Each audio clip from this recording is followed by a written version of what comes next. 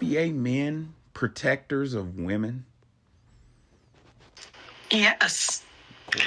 far more than other groups. Uh-oh. I mean, come on, man.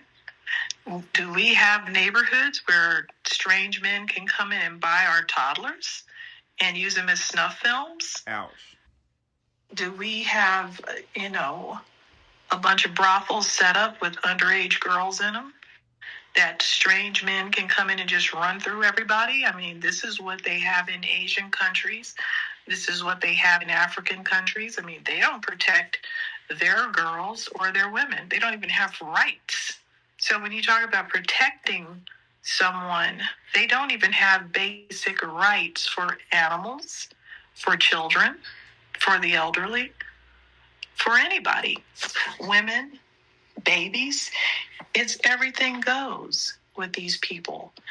And the bottom line about it is that everybody has a level of domestic violence. Everybody has issues between men and women, but we have laws against it.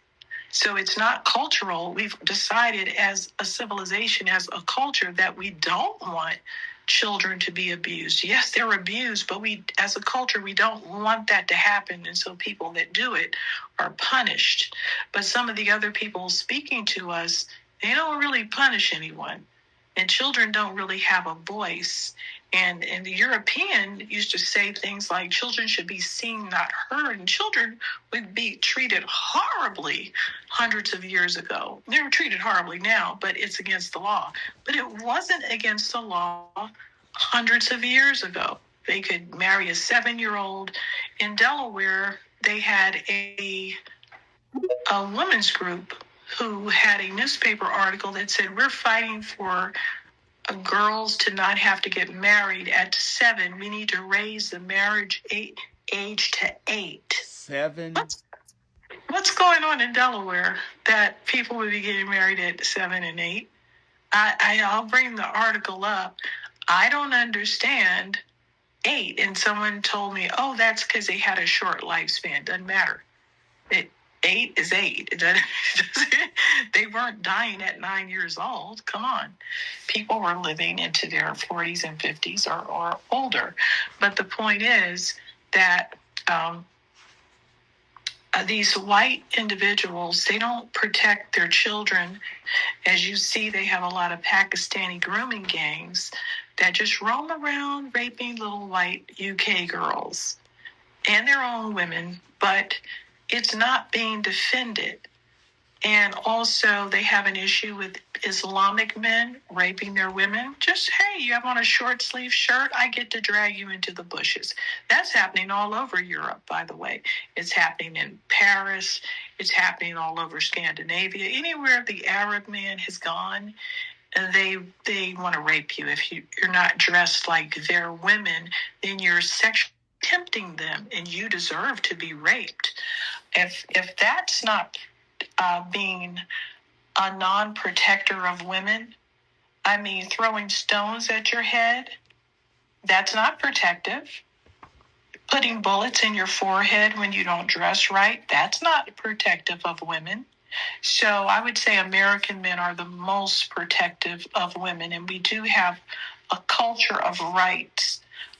We do have laws against bad behavior toward women. So, I mean, I don't know what else you want to compare it to. I don't know any other women on the planet that have as much protection or rights as an American woman of any background. If anyone knows, please step up. Well, Wani, we don't even have to, and we could go outside the country if you want. I remember when I was studying at the Ivy League, and I've discussed this before. In my dorm room, I had a couple people from Holland and Germany and Italy, international students, and they were telling me how you could go to Asian countries and buy I thought they were kidding. I thought they were trolling, but they said for $200 you could buy a child. like from somebody, like, and they insinuated that murders took place, and I was like, it was no way for me to conceptualize that in my mind. I'm like, these dudes they're kidding. And I later, murders do take place. Murders absolutely do take place. that's wild. Didn't you tell me that somebody was buying Filipino children? Yes, they were. They buy Filipino children. They buy children from Bangkok, Thailand, and they rape toddlers, and they use them in snuff films. Jeez. And there's a big market for it all over the world. There's networks of weirdos that want to watch this type of thing. Jeez. Well, looking back at history, are black men protectors of women? Yes, we're protectors of women, and I can give you outrageous evidence. Howard Zinn points out that in the McKinley administration, when we declared war on the Philippines, the war that nobody talks about, it was a war about resources during the Monroe Doctrine. The Monroe Doctrine basically gave America permission under the Monroe administration to go and just to expand to other countries and just co-opt them and steal their resources. Well, the Philippines was like at the top 3 on the list because the Philippines had rubber and a whole bunch of resources. Wood, lumber was a big one. Well, ladies and gentlemen, what you have to dig through history to find out is Monroe authorized the use of black soldiers and sent whole battalions of black soldiers in the Army and Marines to Philippines, and they had an order. Their order was to kill everybody over the age of 10, like over the age of 9, 10 and up was fair game. You were to slaughter all of them. And let me tell y'all something that history doesn't talk about. Those battalions of black men that went to the Philippines did a mutiny. You want to know why? When they showed up in the Philippines, according to Dr. Howard Zinn, they saw what they perceived as black people, black women and children, and black soldiers and Marines turned on their own officers and killed their own officers and ran away and defected. To this day, we have descendants of FBAs in the Philippines because whole battalions of black men married Filipino women in protection of Filipino children. In essence, what I'm saying is these black FBA soldiers and Marines refuse to kill 10-year-old kids. They're like, no way in hell. And once they turned on their officers, they couldn't come back home because they would have got hung or sent to Leavenworth. So they just said, fuck it, I'm starting a whole new life in the Philippines. Why don't we know about that? Now, let's look at the dominant society's protection of children, or should I say the lack thereof. In 1911, during the Ellis Island flood, a lot of the Italians and Irish, mostly women and children, were poor and had nowhere to go, so they had to work. In 1911, a whole large swath of those Italian women and children, Irish women and small children, had to work at this Triangle Shirtwaist Company. Well, long story short, one of those children had a rag in his hand, and it was an oily rag he was cleaning up with, and a spark hit it, and the rag burst into flames. And him, being a child, got scared and threw that rag in the closet. Big mistake. A fire broke out in that building. According to Dr. Howard Zinn, the law said, quote, the law said that the doors at the Triangle Company, the doors should not be locked during working hours, but the Triangle Company doors were usually locked so the company could keep track of employees. Stop right there. That's how much the dominant society cared about their own children, right? Dr. Zinn said, and so trapped, the young women and children were burnt to death at their work tables or jammed against the locked exit door. So they leaped to their death down the elevator shafts. The New World reported the following, quote, screaming men, women, and boys and girls, these boys and girls working at that place, crowded out so many window ledges and threw themselves into the streets far below. They jumped with their clothing ablaze. The hair of some of the little girls streamed up a flame as they leaped. Thud after thud sounded on the pavements. It's a ghastly fact that on both Green Street and Washington Place sides of the building, there grew mounds of dead and dying. From the opposite windows, spectators saw again and again pitiful companionship formed in the instant of death, girls who placed their arms around each other as they leaped. That's how protected the dominant society's children were. When it was over, 146 triangle workers, mostly women, were burned or crushed to death. There was a memorial parade down Broadway, and 100,000 marched. This is one of the instances that caused white women to fight for their right to vote. But I'm pointing out to show that the dominant society never cared about children. In fact, ladies and gentlemen, I would argue that it was the FBA, both men and women's love for children that encouraged protections for children. You know what I'm saying? So where is this narrative that black men are not protectors of women coming from? Not only we protect our own women, we protect women abroad. Not only that's correct. Go ahead, Tish. I was going to say, if I may also submit, today in Minneapolis, you have a suspect who opened fire, I believe at a Catholic church or a Catholic school or something like that, and 2 children, I believe age 8 and 10, now deceased. And the children are starting back to school. The children were involved in some type of school activity, doing mass or whatever they were. And this person was shooting inside the school. They or inside the church. They didn't burst in, because I think once the shots were heard, they whoever was inside tried to bolt the doors from the inside or whatever the case may be. But this person had rifles, handguns, all types of long arm and short firearms, and ended up killing two children. We see this across the dominant society. They use their children as soft targets repeatedly. We see this in schools repeatedly.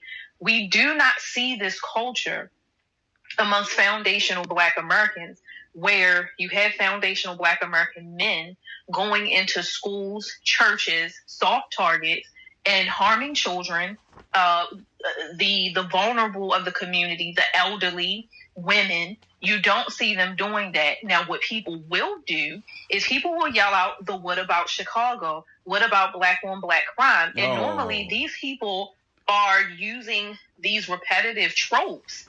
But normally you're talking about, this is not the reflection of the entire FBA society or community. A lot of these people like to use the smaller group and these instances where perhaps there may be some type of conflict going on in the community between groups of people for whatever reason.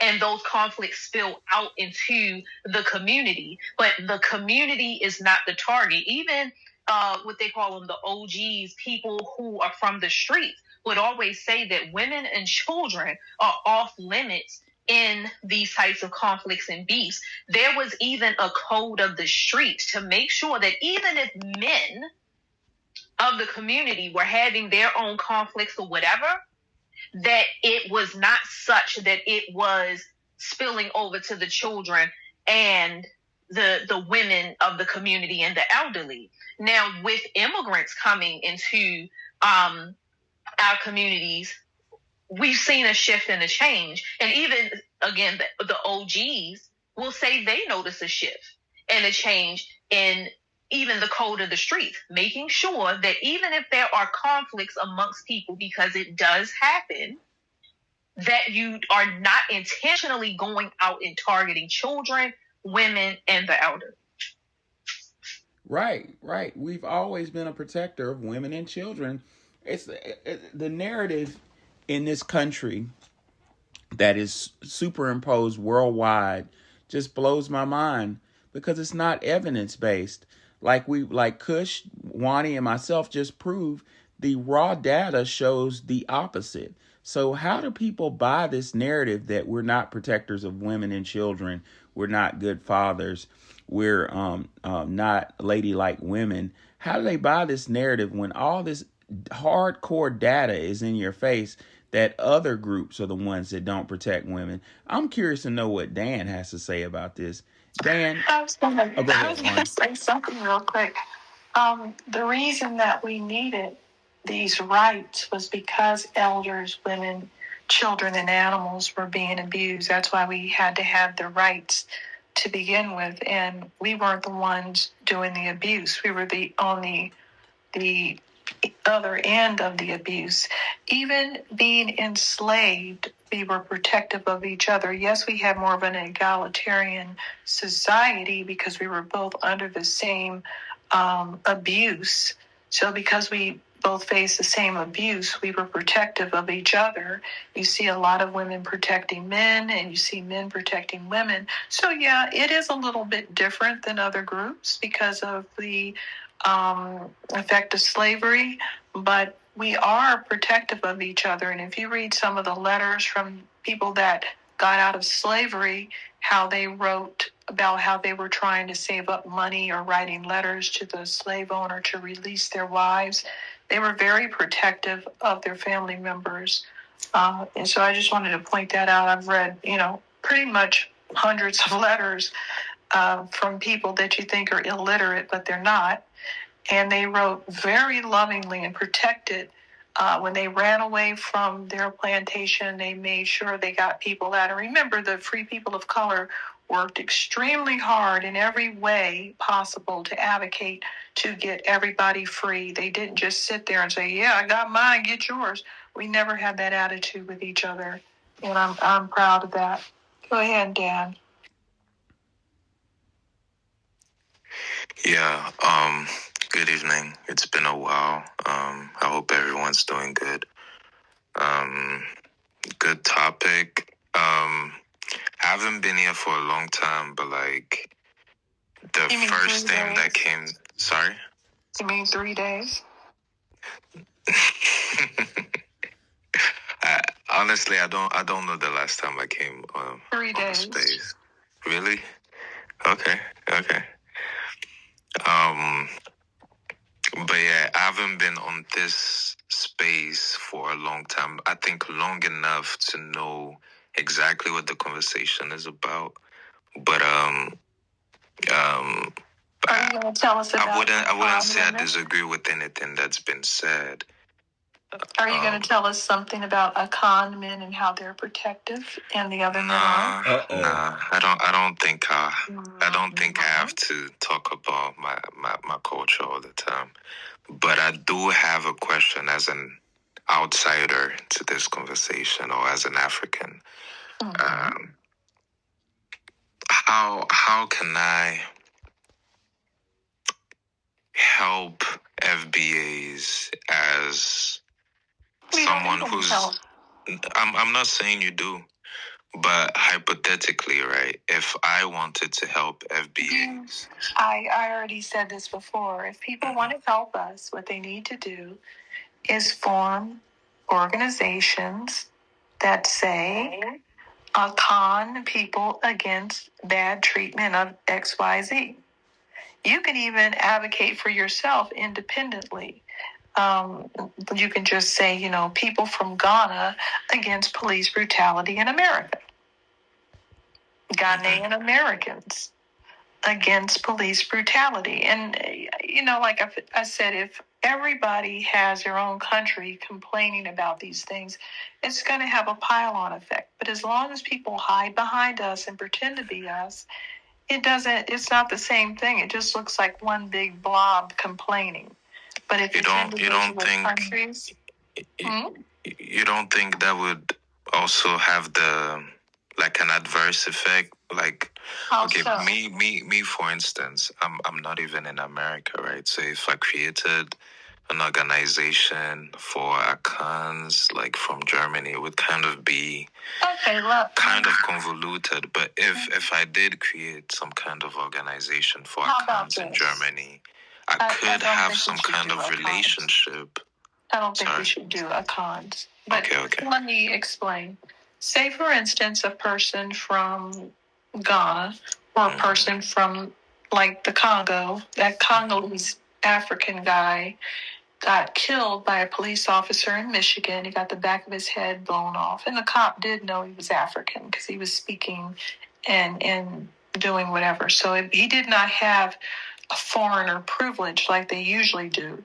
Because a lot of our police officers don't want an international incident, and that's why tourists always have the advantage, because nobody wants to say, hey, this guy came over to visit America and he got killed.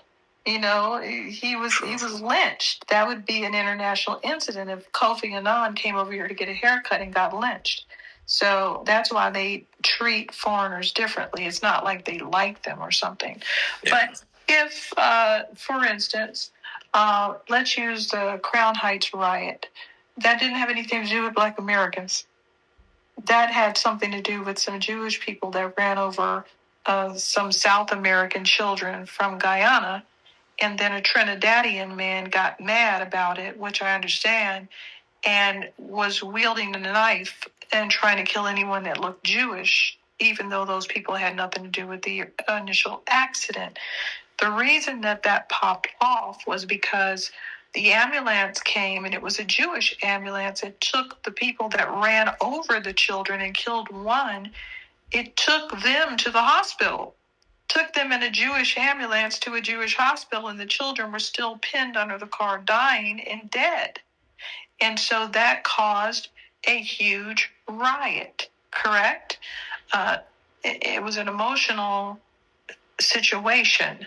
But their defense was, well, we couldn't lift the car off of the children, so we just got out of the car and left. Not good enough. And the ambulance was coming anyway, and it did come just a few minutes later, but that's still not good enough. The optics weren't right. But all of those jigaboos, because you want me to call them booty scratchers? What insult should I use? All of those people running around acting crazy were not us. And then the king of the jigaboos, Al Sharpton, comes out and says, oh, you guys Black Americans need to learn to get along with Jews. What the fuck? We're not even over there. You mean Caribbeans need to learn to stop stabbing people because they're Jewish and they're mad? The man was a Trinidadian immigrant. He wasn't even born in America. You mean Guyanese children that were standing on the sidewalk should enjoy being run over by immigrant Jews? I mean, what? None of that has anything to do with us. We're not South American. We don't have Spanish last names. We're not from Trinidad. We weren't running around Brooklyn with a knife. Why are we involved? Just tell me. And then we get patted on we get reprimanded and fingers waved in our faces.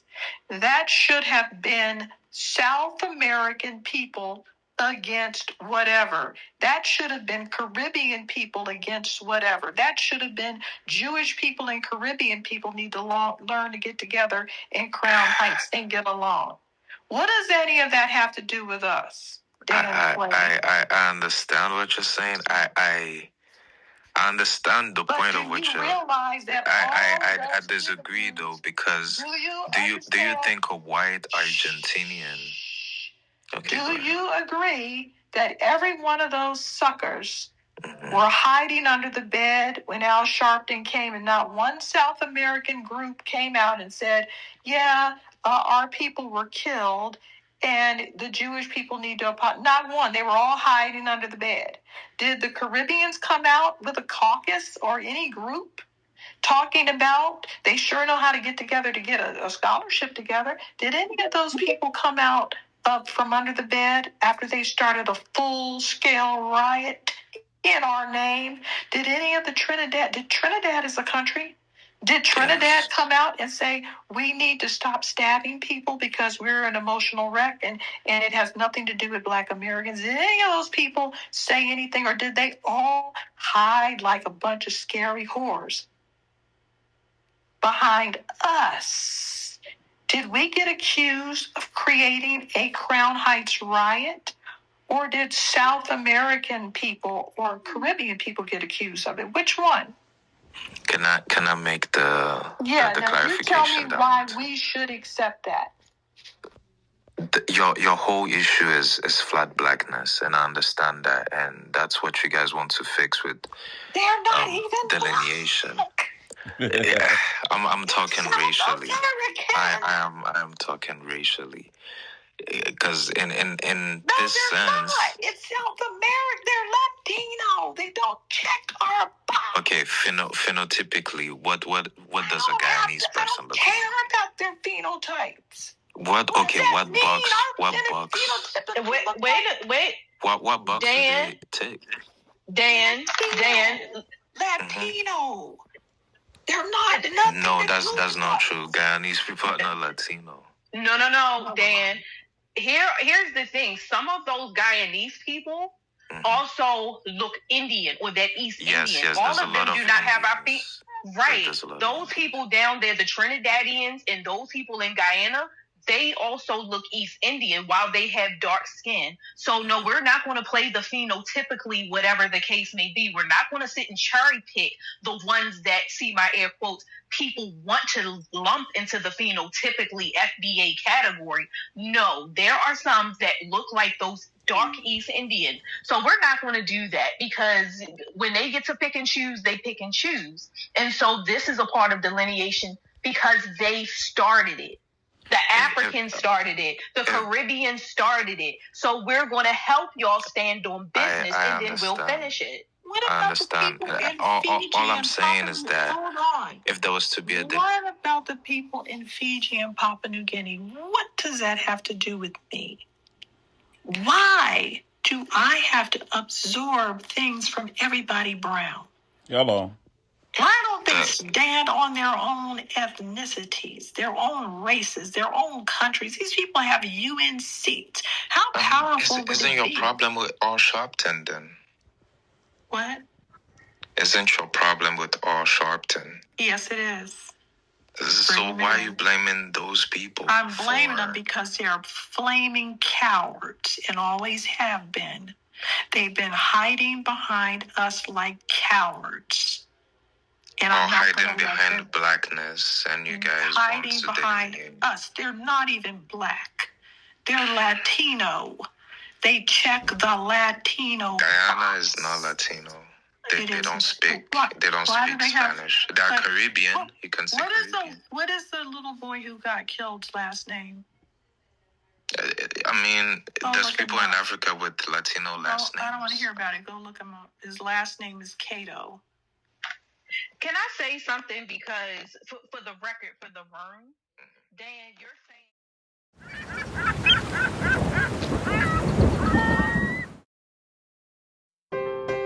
Black students, we need to know our history. The black history we're being taught in public schools is repetitive. As a black high school student, I want to learn more about my history in the school books. We need to update our books. As black American students, we deserve an accurate depiction of what black history truly is. I want to see myself in these textbooks. In the public school system, black history is vague. Why don't the school books ever talk about the Freedmen's Bureau? I created the workbook for the African American family. This book helps fill in the gaps that the school books don't. Purchase the workbook for the African American family on ourstorypublications.com and use the Cash App, $, Our Story Publications.